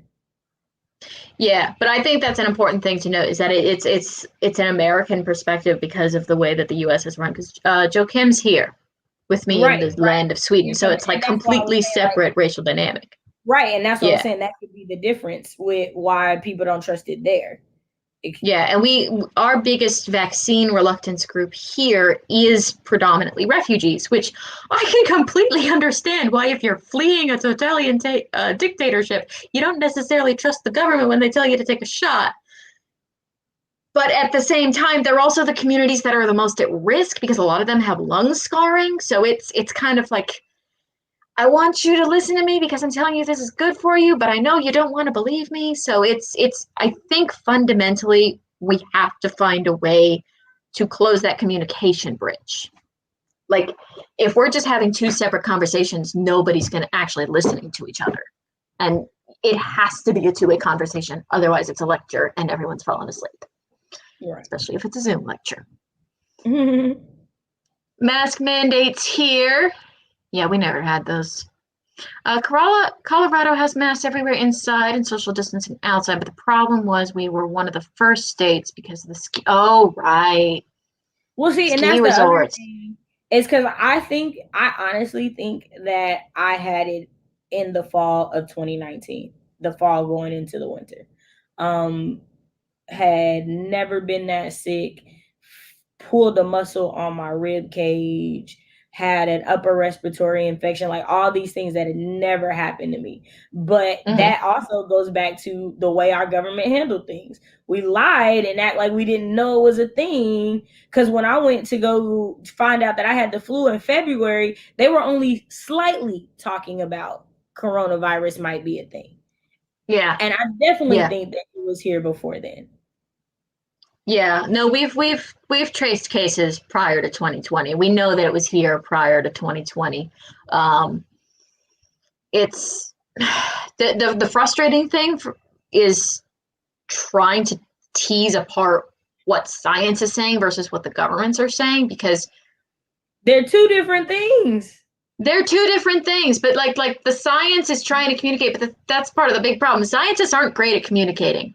We talk Right. about p-values, experimental thresholds, and normal folks don't care because they don't understand what we're talking about. And it's like trying to talk binary to somebody. It's like if you want them to know what you're talking about, you have to speak in a way that people are going to resonate with and they're going to understand and understand the implications of. And science isn't great at that. And then you've got, on the other hand, misinformation coming from different government outlets because they're trying to decide what information is going to have what effect. And science isn't good at that either. We just sort of be like, here's some facts. And it's like, that's a scary fact. You shouldn't have shared that one. And it's like, well, we did anyways, but nobody Right. understood it. So it's fine. The thing is, it's not just one government, it's in every country. Right. And I think that's why it's important to listen to the science, but the science is not great at effectively communicating. Right.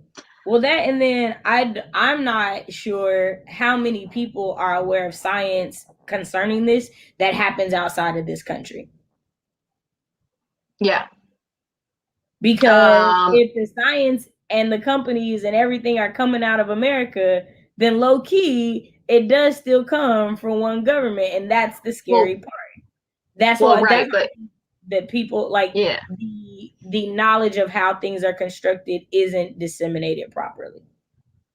Well, right, but one thing that I think is important to note, everyone keeps saying that the vaccine was made in America, and I'm like, it was made by international companies who had research teams in the United States, Germany, Israel, actually, which I thought was interesting. South Africa.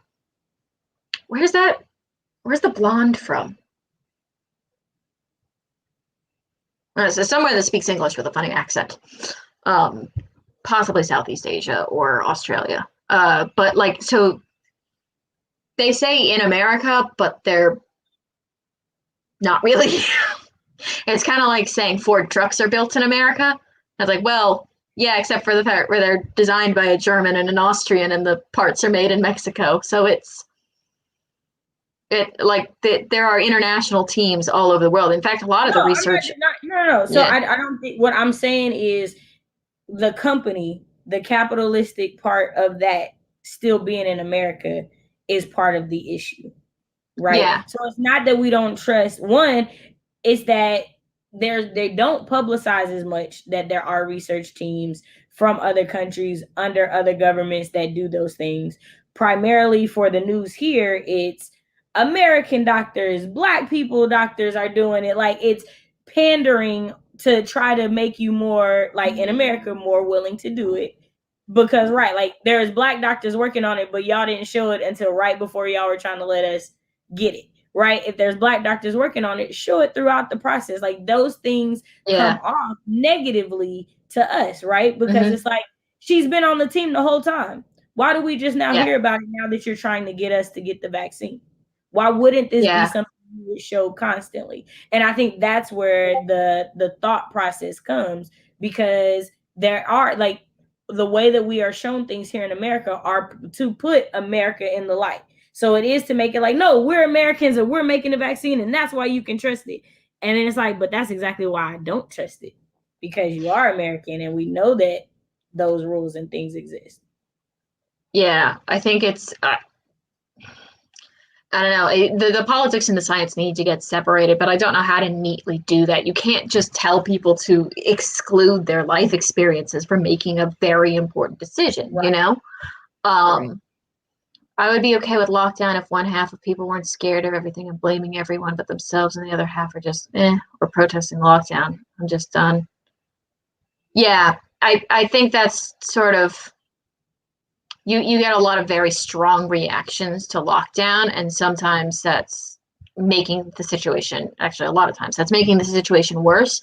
And then at the same time, you've got people on, like these social media people that are like, oh, I went to a party in Ibiza, and it's like, we're still in a panini. Right. Don't complain and go to your private party. Like, no. Just no. I find it interesting that COVID deniers and anti-maskers are the same group that a few years when the surveillance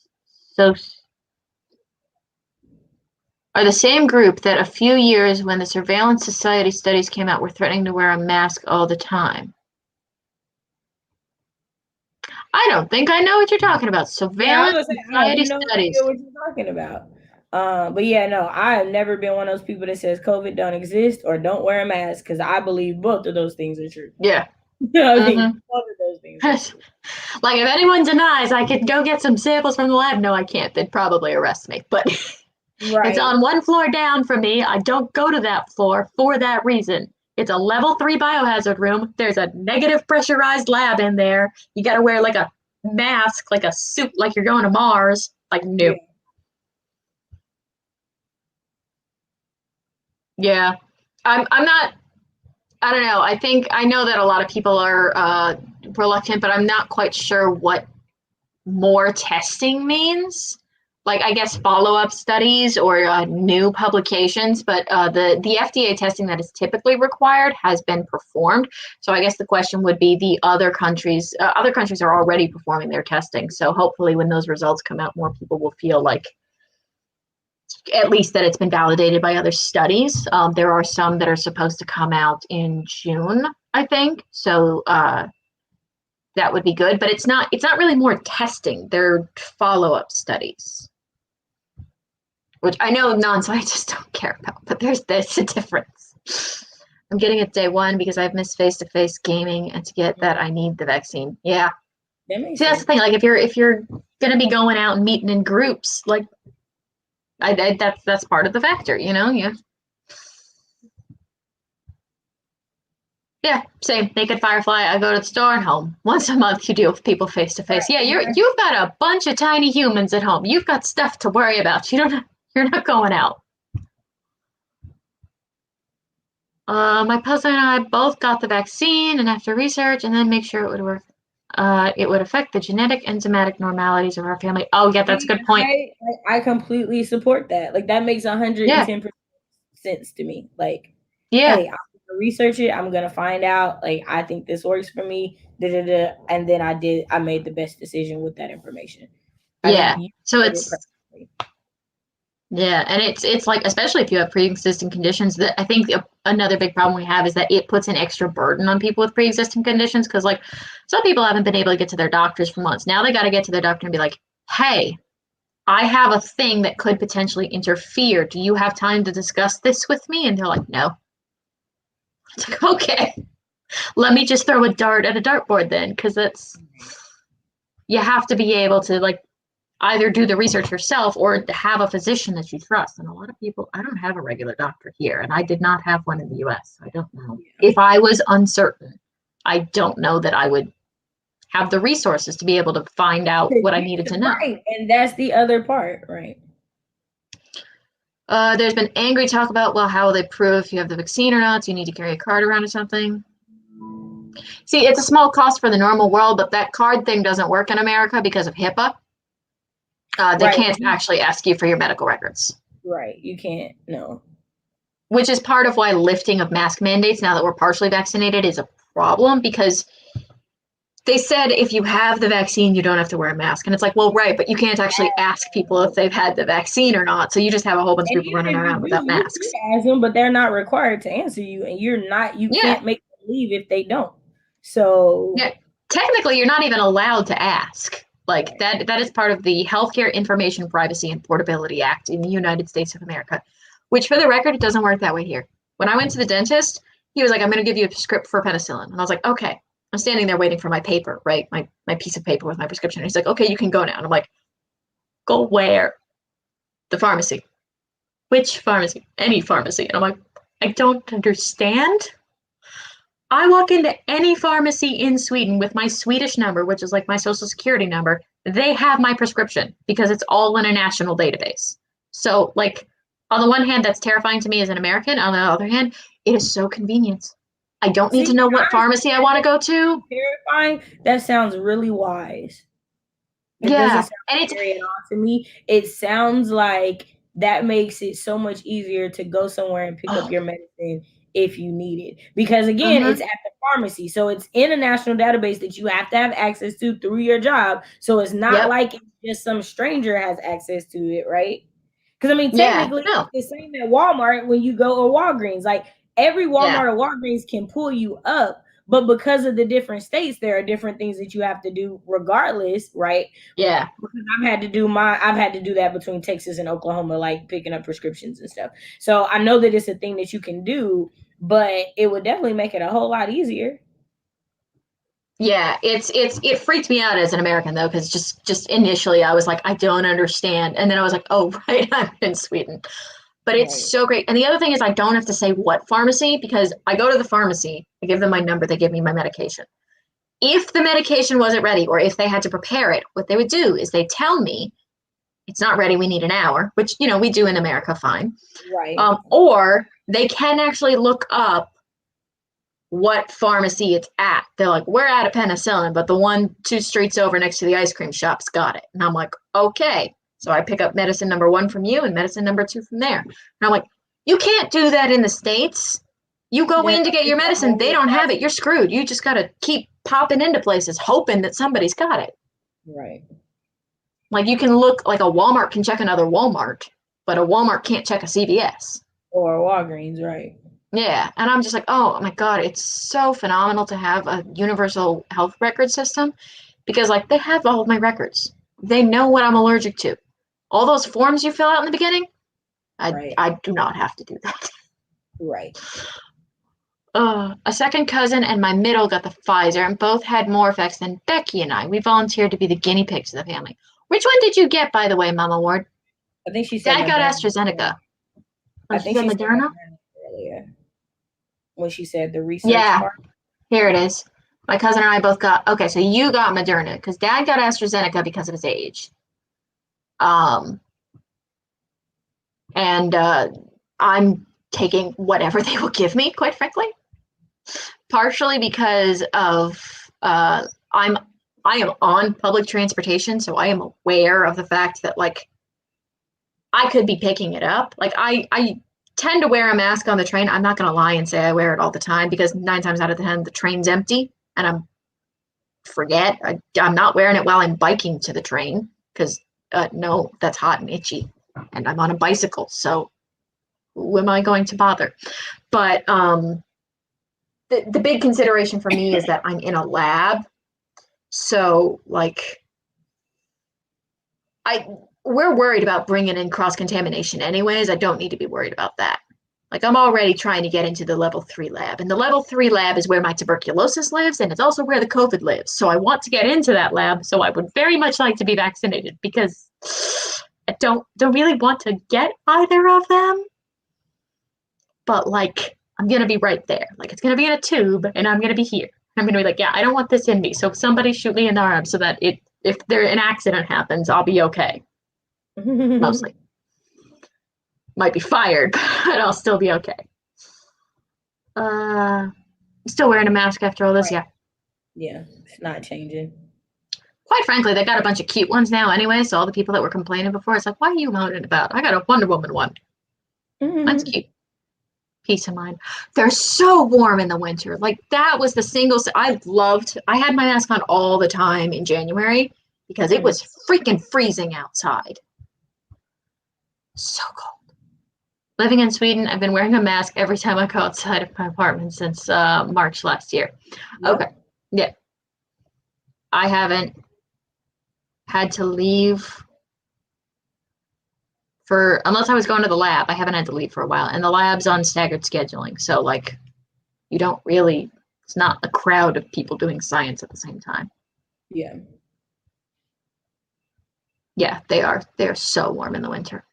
I don't have a problem wearing masks during flu season and COVID variant. Don't jinx it. Don't jinx it.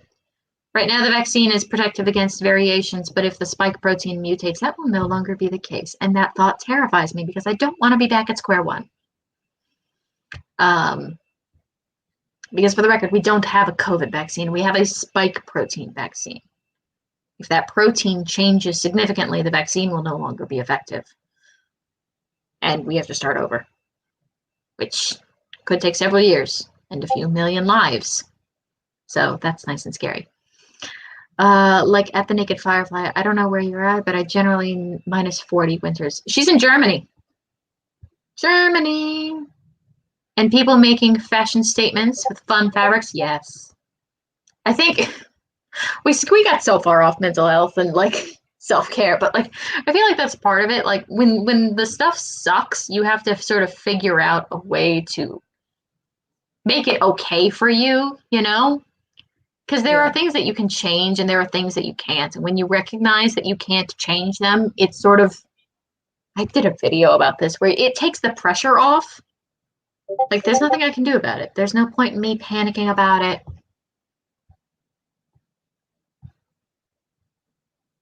I'm in Germany. Winters are no joke. Actually, miss North Carolina. Oh, I didn't know you were in North Carolina. That's North Carolina, right? Or is it North Cali? No, she's from North Carolina. Yeah. Okay. In 1909, there was a mandatory smallpox vaccination in the USA. Yes, we've had a few healthcare law changes since 1909. Yeah. Um, And that was mandatory, but part of our issue was we freaking brought it over here and gave it to people. So, there's yeah, that as well. So, yeah. There was never a mandatory vaccination for the Spanish flu, partially because people just, kept dying before we figured that out. Carolina winters. Yeah. It's funny when you're in North Carolina and you're like, winter's bad. And then you move somewhere like Germany or Sweden and you're like, nope, nope, I did not understand before. I understand now. man. I have a friend in North Sweden. She hasn't seen the sun in weeks. And then when the sun finally showed up, she's like, I didn't realize I was depressed. And now I'm like, I was depressed. I can imagine.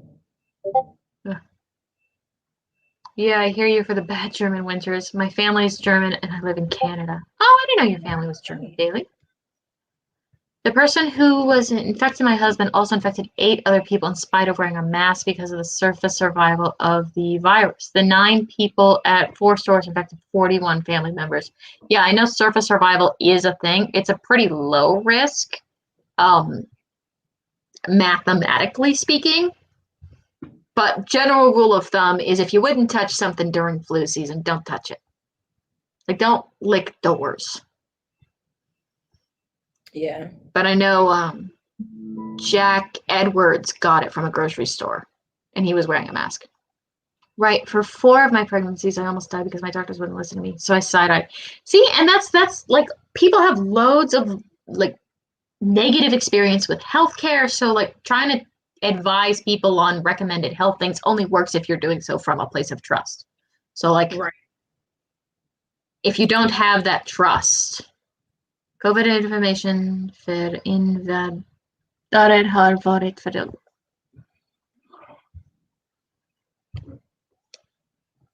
invandrare.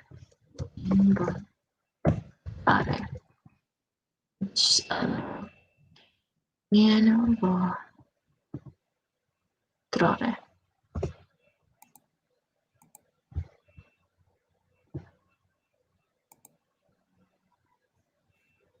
Invade.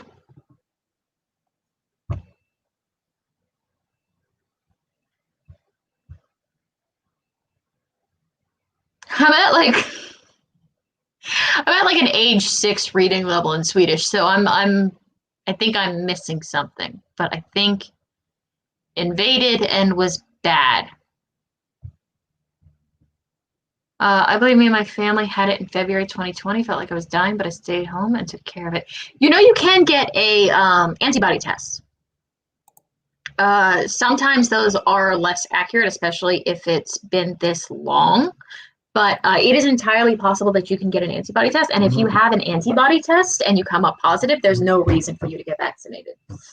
You can get additional protection, but it's the level of protection that you're trying to instigate is about equivalent to what you would get from a previous infection, depending on how effective your adaptive immune system is.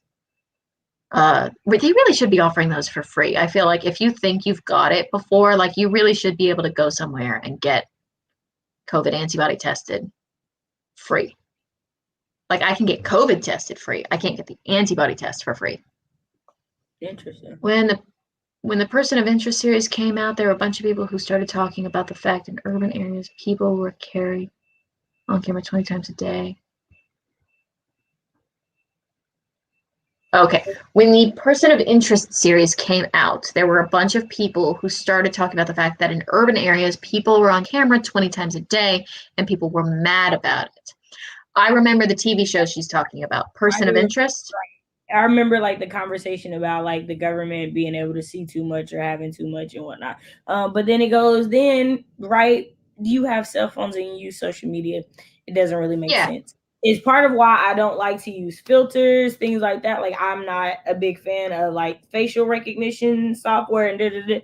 So like that, like if you use technology in today's form, you're doing it anyway. So like the yeah, vaccine is the least of your worries. yeah. Like you're doing it to yourself. Why are you I mean, worrying? like you using 5G without a problem. Shut up. Yeah. It being an invasion of privacy, not made I mad. do Yeah. I do agree though. I do think that like in some places it's a lot. It's a Well, lot. London is like the most recorded city in the world, I think. Or maybe Yeah. it lost that right, but their CCTV system was pretty extensive for a very long time, which I know made a lot of people uncomfortable. It doesn't actually bother me, like, at all, but that I think it's because the panicky bits of my brain are full of other things. Yeah. Like, there's only so much to go around. In Sweden, if you're in another region, you have to consert to the caregiver having access to your medical record, even in the same region sometimes. Oh yeah, you have to sign that form. I see what they're saying. In Sweden, if you're in a different region, like if I'm in a different county and I go to a doctor, I have to sign off that they're allowed to access my records. So it'd be like if you went from Oklahoma to Florida and you have to sign off that your Right. That doctor can makes access your records. But right. see, it's still in the same system, so they just log in. They're like, click, click, I have permission now. You don't have Fine. to fill out everything all over again because you're in a Right. new In the US, you either fill everything out or you have to pay your old doctor to send your medical records to your new doctor, which is like, everywhere I go, I've had to do both. Like they have you ugh, fill it out, but they still want your medical records from the actual doctor themselves, regardless to what yeah. you fill in the form. I like wearing a mask because I've saved so much on lipstick with my allergies. The lipstick I wear is $15 a tube. I have to wear at least 3 colors. I I didn't wear a lot of makeup before. Oh, is that Titan? No, Cleo's barking at Titan. Oh, see, I never wore a lot of makeup before, but I always felt like I had to be more professional when I started going to the lab. So I actually like tried makeup. I quickly figured out that number one, I'm not good at. Number two, I don't really like it. Yeah. But yeah, it's if you used to wear makeup, you saving a lot of money. Although I do have this. This was my one investment. I'm going to be a beauty guru here for a moment in skincare. It is a tinted broad spectrum sunscreen with moisturizer. So like it's sunscreen, but it also hides some of the splotchy parts of my face, and Yeah. it's cruelty free. Hey, that's always a good thing. Yeah, I made a rule for myself this year. Like, I don't buy a lot of makeup anyways, but I made a rule that I'm not buying cosmetics that aren't cruelty free. Because, like, I still eat meat and I'm okay with animal testing for medical records. But for some reason, like, stabbing a bunny rabbit in the eye with a lip gloss seems like unnecessary. Like, I don't need lip gloss. This is not a requirement. So I'm only going to buy cosmetics if they're cruelty free because it's just not necessary, I can which I think is respect. interesting. Yeah, it's funny though, because I'm completely the other way with animal testing. I'm like, I understand how hard it is to get approval for animal testing. I know the hoops you have to jump through, but I would very much like to have some animal trials before we move on to clinical trials in humans. Right. Ooh, red lipsticks. I'm more of a coral girl. They have light therapy in north of Sweden. Yeah, I keep thinking I'm gonna get one of those uh lamps, but I don't know. Light therapy is the best. I know those aren't the real thing. My friend got lip printed mask. Oh, those are cute. Yeah. I've seen those lip masks. They're not really my thing, but they're funny sometimes. Yeah. I've seen the ones that are like of a face of a person with the mask down, and on the one hand, it's kind of funny, and on the other hand, it's kind of annoying. Because you look over and you're like, why are you wearing your mask under your chin? And then you're like, oh, it's a mask. I see what you did there. But in the moment, I'm still like, why are you? Oh, okay, it's a mask. I see a face. Don't stand that close to me, please. Doggos. Right. We didn't have to socially distance that much here because we're Swedish. All those pictures you see online of us standing like 20 feet away from each other, yeah, they're all true. They're all true. We went down the rabbit hole here a little bit, I think, but we had a nice little chit chat. It was nice, covered a lot of stuff. Yeah, just everyone make sure you're respecting other people's decisions, make the choices that are responsible for you, but also like try to take into consideration the fact that there are going to be people. Oh, Bobby! Hello. There are going to be people that are more medically vulnerable than you, so just, try to be considerate about your risk for spread. Especially because one of the things is it's changing so rapidly in different parts of the world. Like, my sister-in-law got vaccinated already. I still can't get my first shot, so it's like the fact that it's happening at different rates is not great from an epidemiological standpoint. But I don't know. And find things that you enjoy doing that will not change if the COVID situation changes, Right. Like, because that's just been a huge drain. I agree. I think I want to try knitting some more. I took my pill, right? Yeah. Yeah. Your alarm went off like at the hour mark, like right before the hour mark. Yeah. I think I actually need to get tested for ADHD at some point. But then I do that thing where I feel bad because I'm like, no, it's not that bad. I probably don't have ADHD. And then you're like, no. But when people are depressed and they're like, I don't need to go to therapy, it's not that bad. It's like, no, but you probably should. So I think I do need to get tested. I'm very bad with time blindness. I don't remember when things happened, when things are supposed to happen, or like how long they're supposed to take. You know, the thing where you think it's going to take 5 minutes and then it ends up taking an hour. So, like, I just end up setting a lot of alarms. I said underestimation? Yeah, but like it goes both ways. Like, you sit in front of your computer and you think it's only been 10 minutes and it's been an hour, or you think it's been an hour and it's been 10 minutes. Apparently it's common in people with ADHD, but you don't have to, like so many of the symptoms, you don't have to have ADHD to struggle with, but they're common in ADHD, which gets annoying because then people are like, everyone's a little ADHD, and it's like, that's not how that works. That's not how that works. Hello. He's like, no, mommy. Why don't you want snuggles?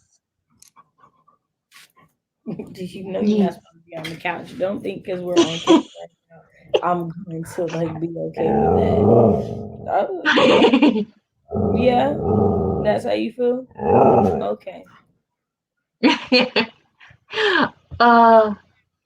Mama Ward says, I am so blessed that we have a farm because I have my goats and my bees and I can garden. I miss going to the mountains, but I can see them from here. That's nice. I can see the lake from here. I'm not getting in it, to be clear. That water is cold. I am not getting in it. But it's a really pretty view.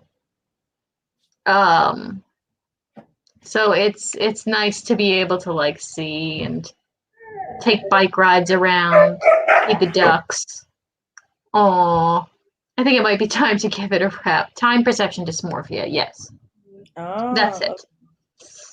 I don't know. It's just one of those things. Just one of those things. Kind of like hyperfixation and static momentum. But okay, so your stream is at 3 in the afternoon US time? Yep, Central Time. Yeah. Okay, so 3 in the afternoon Central Time, which in my time zone is 10 p.m. So in 6 hours. Let me go ahead and if anyone's looking for some more Self-care Lovins this afternoon. We got the link to the stream in there. It was so nice to be able to chat with you again, Kashay. I feel like it's been a while. It has been a hot minute. Yeah. It's like I blinked and it was spring last year, but I think that's just 2020, 2021. We don't, time is an illusion at this point. We don't know what year it is, what month it is. None of it matters. Right. Time is a lie. I want a refund for 2020. Can I just get another 30th year of life? Should all just be able to refund that one. Right. Yeah, because year 29 was not what it needed to be. And year 30 is not going the way it needs to go either, because this is just the extended director's cut of 2020. So yeah, it is. It's like, here's all the garbage we couldn't fit in the first one. Right.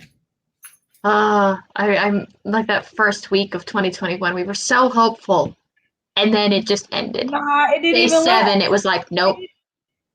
No, it didn't even last day 7. Day 6, we were all in front of the TV like. Oh, was that day 6? Okay, yeah. Oh, it must have been day 6, because day 7 was when the meme started. Like, I've had my 1 week trial of 2021. Right. Can I get a refund? Like, wait a minute. I was like, hey, you see? Are y'all seeing what? Yeah, it's like TV. Like, I was texting people like, hey, yo, hey, did you just get this notification that I just got? Because I just got an alert on my phone that says, yeah. Oh, yeah. When I first saw it, I thought it was the state capitol. Like, in my head, like, I couldn't even fathom that it was the US capitol. When I first saw it, I thought the same thing. I was like, Oklahoma. And then, like, I looked and I was like, did that say DC? Yeah. Oh. God, that was so bad. Right. I was in a stream with Jules, the dawdling writer, when it started. And everyone was like, there's a riot at the Capitol. And it's like, and she was like, oh yeah, they're recounting the votes. And then we were like, no, like armed people have entered the building. No one knows. And she was like, hang on. And on camera, she like flips to other screens and she's like, we're going to have to end the stream here because I gotta go. Right. It was crazy. It felt like 9/11 all over again, where you're just sort of like, I don't even know what's happening. And you're in that like emotional pause of processing. Like, what? Okay. I'm going to go enjoy some of the sunshine. Yes, get out there and get some sun. Yes, I'm so pale. I glow almost as much as my white shirt. But I've been sitting in front of this window trying to get the sunshine. Also, it's hot now. I've been in Sweden so long that I think 76 degrees Fahrenheit is hot. 76 degrees? Like, I mean, that's like the perfect temperature for me. Yeah, but I've been in -20 for so long that this feels too hot to me. Like, 76 is perfect. What you mean hot? That's like, I used to live in 95. Yeah, I used to live in 95-degree heat, 100% humidity, and now all of a sudden 76 is too hot. And I'm like, oh, no. All right. I'm going to walk down the wooded path, not the woods, but the wooded path next to the abandoned creepy factory. I'm going to have to do a video about that sometime, because people keep being like, what do you mean you live next to an abandoned factory? I'm like, I mean, there's an abandoned factory. It's on 5 acres of land and 6 different buildings. It looks like the setup for The Shining or something. Oh, wow. I'll send you pictures. You can use it for a horror story. Okay, for sure. All right, my loves. Have a wonderful, wonderful weekend. Everybody take care of yourselves, okay? Find some ways to enjoy your day, your week, your month, your 2021. And if you need some more self-care, make sure you hit up Miss Kashay's stream a little later today. Awesome. Bye.